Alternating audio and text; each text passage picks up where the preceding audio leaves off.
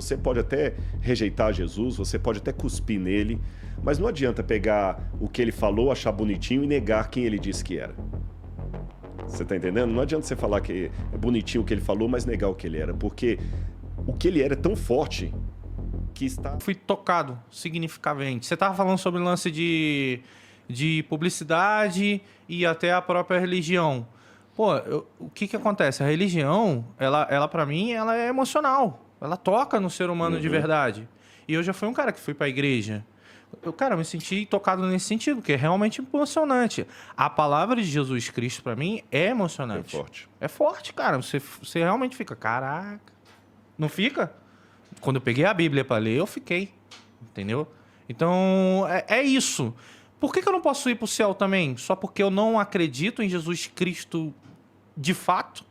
Mas eu acredito em alguma coisa. Eu só não sei o que eu acredito. Eu vou te... É aí onde eu fico perdido. É sério. Não, claro, eu já você tá entrei sendo numa honesto. linha de pensamento nesse sentido de, tipo, tem coisas que são inexplicáveis. E a gente, na religião, chama de milagre. Eu gosto de falar que é algo que a gente não consegue explicar. Que pode ser milagre. Para mim, tanto faz, entendeu? Mas eu não consigo explicar. Eu não consigo explicar, às vezes, uma pessoa que está com câncer terminal, que começou a ir à igreja e foi curada daquele câncer. Eu, sinceramente, não consigo. Não consigo explicar. E nem a ciência consegue explicar. Mas a religião consegue explicar? Também não. Também não. Entendeu? Mas fala que foi obra de Deus. Sim. Aí a gente tem que tomar cuidado porque nos acusam de falar do Deus das lacunas. Quando não explica, fala que é Deus. Né? Mas, do outro lado, o cara, quando não explica, fala que não é Deus. Eu vou entrar nessa questão do Deus das lacunas e vou responder o seu ponto aí de se eu posso ir para o céu. Qual que é a acusação?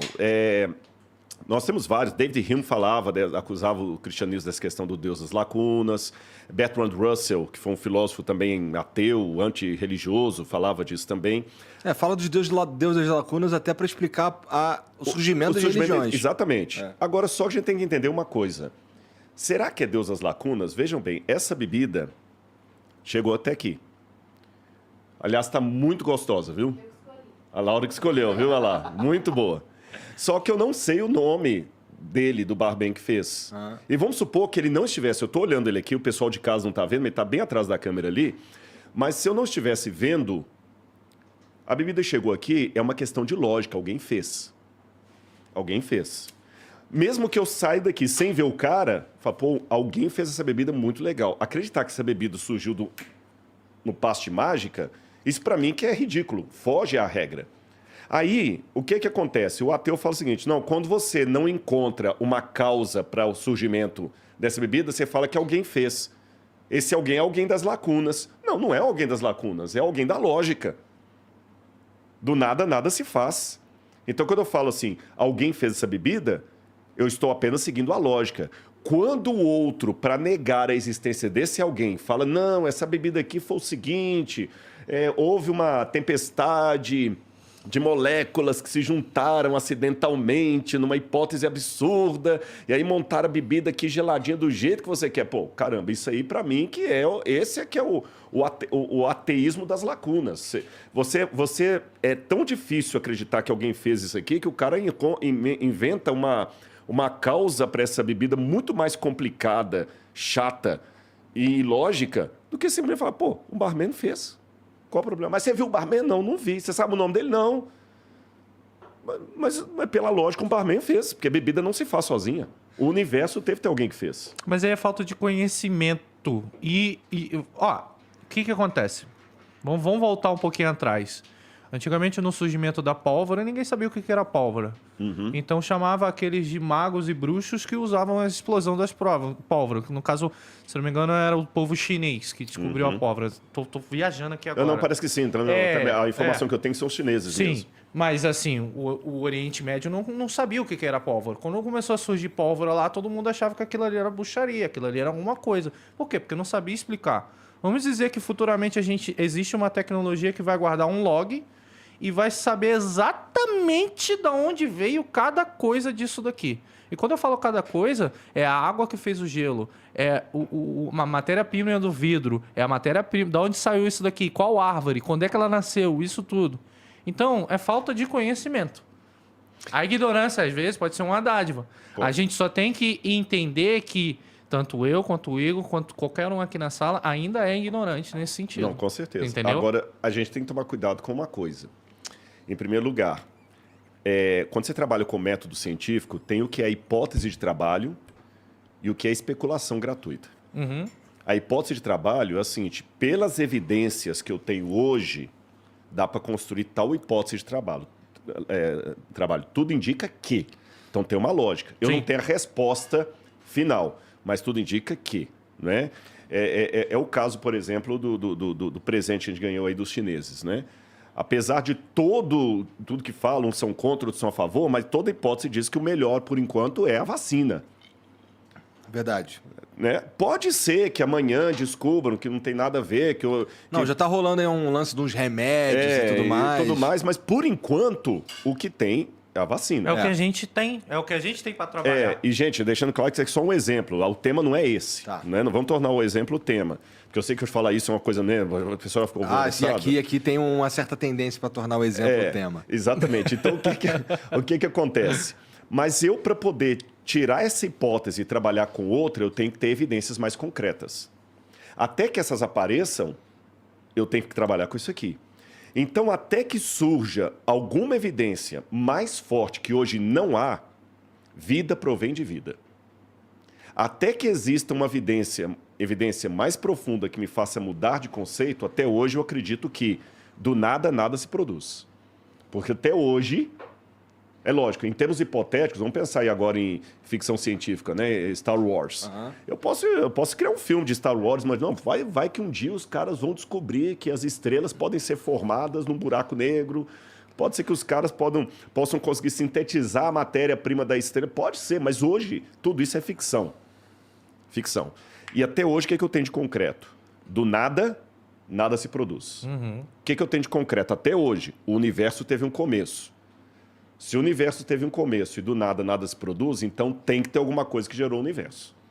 Porque para eu ficar insistindo que o universo começou sem ter alguém sem tempo que criou o universo, eu tenho que... tempo, assim, na teoria do Big Bang, o tempo começa no Big Bang. No Big Bang, exatamente. É. Então esse ser, vou colocar a palavra ser, que formou o universo, ele tem que ser, em primeiro lugar, ou atemporal, ou ele tem que ter um tempo próprio dele, que não é esse tempo que nós conhecemos.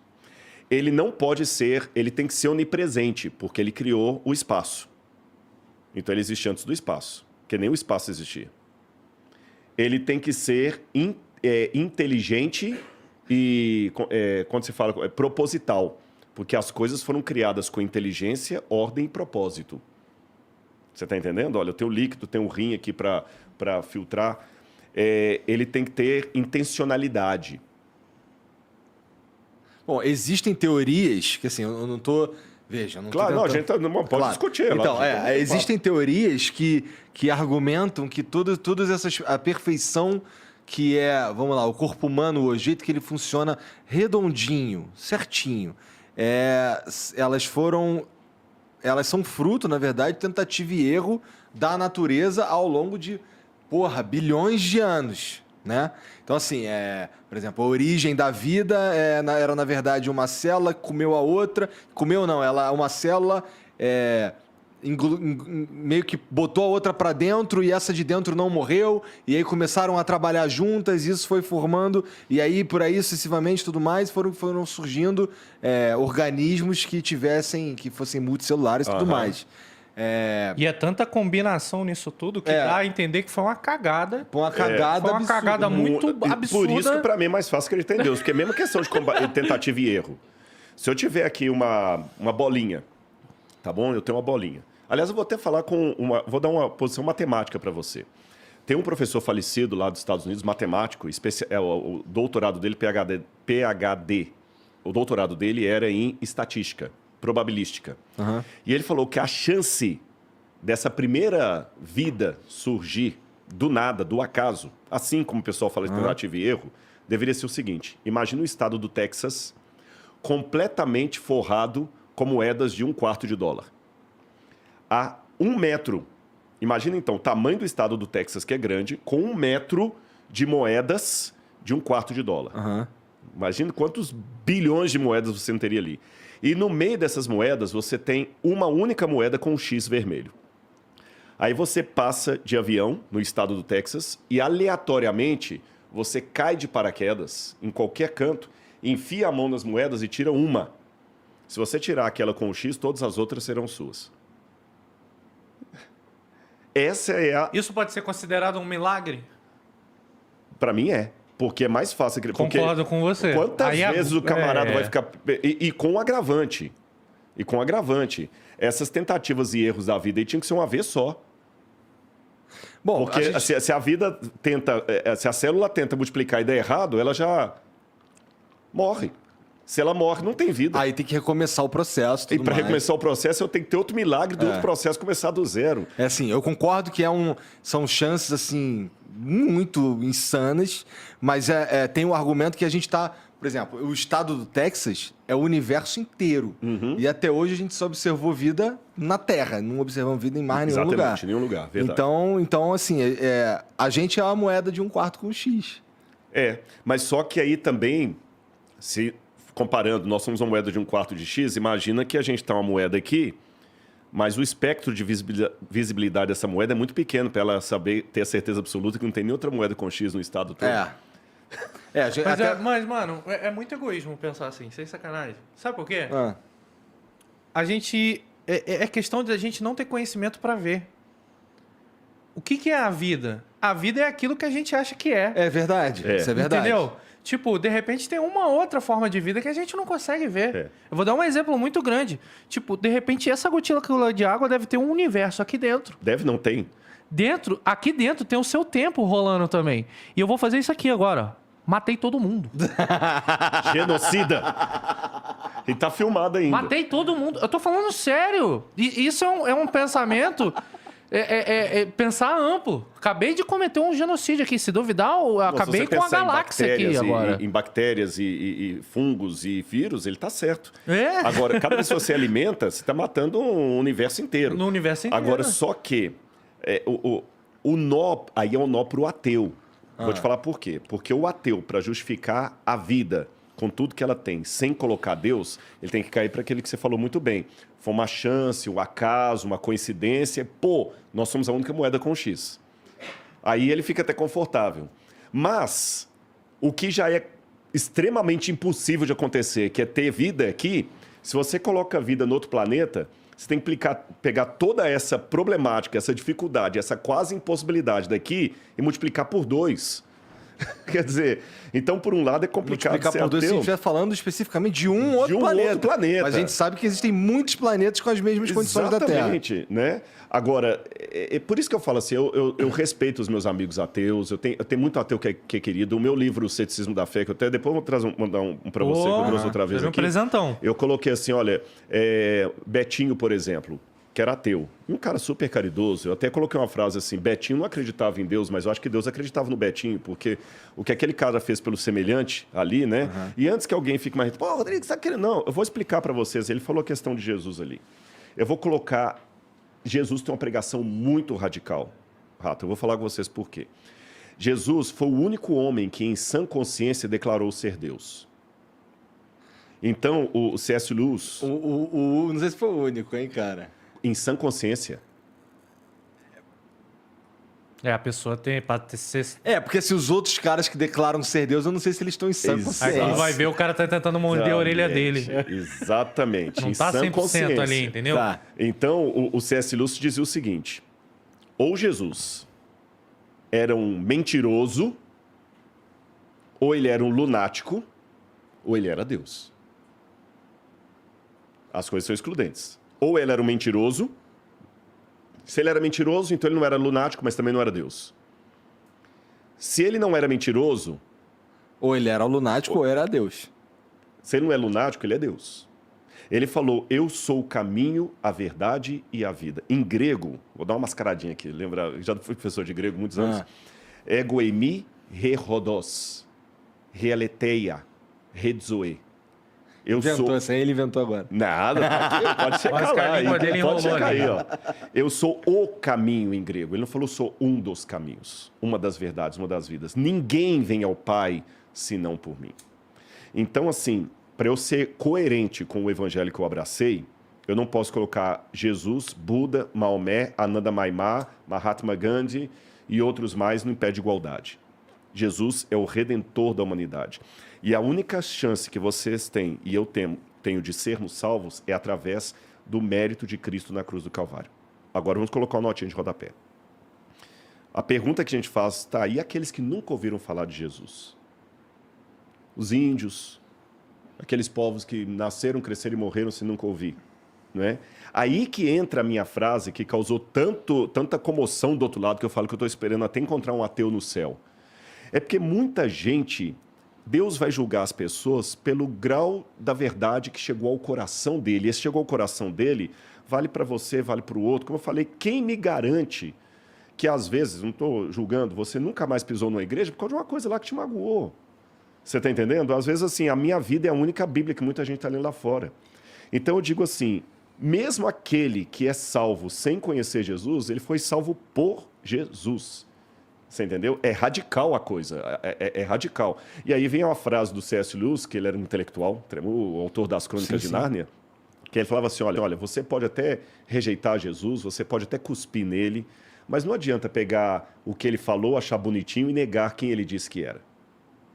Você está entendendo? Não adianta você falar que é bonitinho o que ele falou, mas negar o que ele era, porque o que ele era é tão forte que está ligado ao que ele falou. E eu falo com vocês sem medo de ser feliz. E eu acho que é até interessante, Igor, é outro milagre. Eu tenho ido em muito podcast que não tem nada a ver com a igreja. E aí, permita-me dar o meu testemunho, eu acho que é Deus que está abrindo a oportunidade, porque quantas milhares de pessoas não estão ouvindo a gente aqui agora? Eu não estou enfiando religião goela abaixo de ninguém. Se você nunca se tornar adventista, se você quiser ser um adventista que é a minha igreja, na outra casa que vocês tinham lá, tem uma igreja em frente. Cara, e como esse cara é famoso, mané. Porque eu vou te falar, depois desse dia que ele foi lá no outro estúdio lá, nossa, a gente passava lá, tava tendo os caras do Adventista, tava tendo algum culto, alguma coisa. É que era em frente, né? É, aí, pô, vi aí o Rodrigo e tal, não sei o quê, foi legal pra caramba. Eu fiquei, pô, caraca. Todo mundo... Agora, é lógico, quando a gente está numa igreja, é igual o jogador de futebol, você quer os melhores pro seu time. Se eu falar assim, pô, não queria que vocês fossem adventistas, pô, ia ser legal. Mas eu não estou falando que você precisa ser adventista para ir pro céu. Você entendeu a diferença? Entendeu a diferença? Eu queria, como na pelada ali, né, eu quero aquele ali, que ele é zagueiro. Então é óbvio que a gente prega, a gente convida as pessoas para a igreja e tudo. Eu não sabia que era assim. A gente convida. Convida por quê? Mas vou te falar por que a gente convida. Quando a coisa é boa, você passa para frente. Quando eu cheguei aqui, eu ouvi vocês batendo papo sobre o joguinho. Eu não entendo a metade que vocês estão falando, porque eu sou da velha guarda, né? Mas assim, pô, cara, esse joguinho aqui é sinistro demais. Pô, você tem que ir lá, você tem que coisar. Você, quando vê um negócio que é muito legal, você não guarda para si. Você chega e comenta. E é interessante que você até gosta que as outras pessoas gostem mais ou menos daquela coisa. Tem papo, tem tudo. Então, a religião tem esse aspecto social. O problema que eu tenho que admitir é que muita gente confunde isso com ser chato. Enfia a goela abaixo. E não foi isso que Jesus ensinou, gente. Jesus não ensinou a enfiar a religião goela abaixo. Não está no evangelho isso. Jesus é um camarada que ele elogiou a fé. É isso aí que quebra a perna de muito crente. Jesus elogiou a fé de um soldado romano que o cara era certamente um idólatra.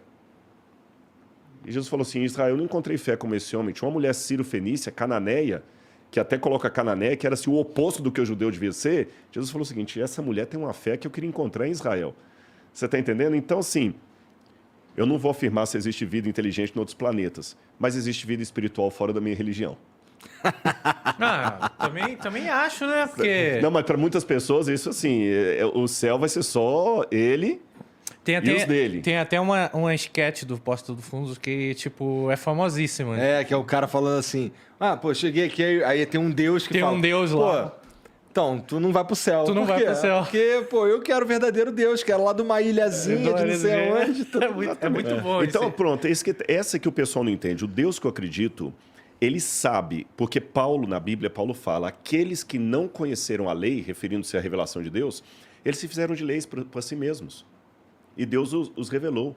Então, assim, eu tenho que ser fiel àquilo que eu acredito de Deus. A única coisa que eu falo para você, Rato, aquele dia a gente conversou até sobre isso também, assim, se você já tem uma ideia que tem uma mente superior, comece a buscar isso. E vocês vão ver, gente, que vale a pena. Aí é igual essa bebida aqui, gente. Galera, de novo, cara, eu vou querer mais um. Esse aqui não deixa bêbado mesmo. É muito gostoso. Parece que é abacaxi, tem alguma coisa aqui, o que mais? Gengibre, mas nem parece. É bom para garganta. Só que isso aqui é tão gostoso, você está assistindo em casa, que não adianta, por mais que eu descreva para você o copo, você não vai entender. O único jeito que você tem de ter a degustação que eu estou tendo é vindo aqui experimentando. Mas futuramente, possivelmente, vai poder entender. Exatamente. Mas depois que... Porque vai ter uma tecnologia que ele vai falar, eu quero isso daqui também. Eu penso muito no futuro. Alguém falou comigo, eu não sei se é mito, se for, vou pagar um mico no ar aqui. Mico, aqui se faz o que se paga, né? De aplicativo de cheiro. Sim, já tem companhia de perfume, aplicativo de cheiro. Já vi, já. Tem até a construção de um totem que você, em vez de testar a fragrância, você vai lá, aperta o botãozinho da fragrância e ela sai pra você, entendeu? Bom, existem brinquedos na Disney que fazem tudo isso daí, né? Então. Só basta. Mas aí tá ali o negócio, né? Agora, o aplicativo que você tá no celular e que você sentiu o cheiro... é um pouco... Não deve ser, mas enquanto o aplicativo não sai, experimente, mais ou menos, aí você vai saber o que você está usando uma analogia para explicar como é conhecer a tua fé. Exatamente, como é conhecer a Deus. E esse conhecer a Deus não é um conhecimento interessante. Eu tenho um doutorado em teologia. E eu tenho um doutorado em arqueologia. Que, na minha opinião, a gente já conversou isso antes, é muito maluco. Só que olha que interessante. Na arqueologia eu posso falar que eu sou especialista. Em Deus, não. Percebeu? Por quê? Porque a gente não conhece Deus mesmo, exatamente, né? é porque ele é tão supremo. Santo Tomás de Aquino dizia que a teologia só falou do que Deus não é, porque o que ele é em essência está acima do nosso cabedal. Gente, vamos analisar um pouquinho. Mas calma aí, você é especialista na palavra de Deus.